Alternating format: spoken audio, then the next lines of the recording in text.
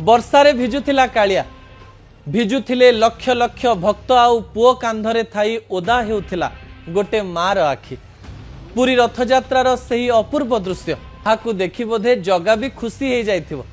गोटिए पटे रथ उपरे विराजमान थिले कालिया शांत आउ अन्य पटे पुओर कोଳରେ थिले जणे माँ।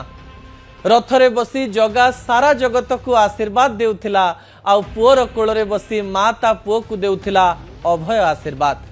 जगा आसीबो रथ गड़िबो कालिया को अपेक्षा करिथिबा लक्ष लक्ष आखि सेही मुहूर्त को चाहि रहिथिले, किंतु माळ माळ भक्तंक भितरे ममता और भल पाइबार एक दृश्य समस्तंक आखि को ओदा करि देइथिला।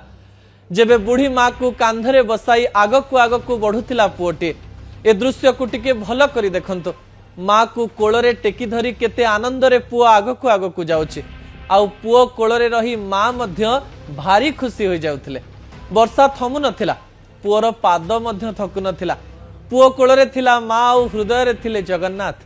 माँ जेतेबेले आखि भरी कालिया को देखिले से आउ निजको संभाली पारि नथिले। आखिरु बोहि जाइथिला लुहर धार। से लुहरे थिला सारा जीवन रो कष्ट, पुओ को बड़ करिवार से कष्ट, निजे न खाई पुओ को खुआई थिवार दिन आउ आज से पुओर कांधरे बसी जगन्नाथंक दर्शन करिवार अपूर्व सौभाग्य।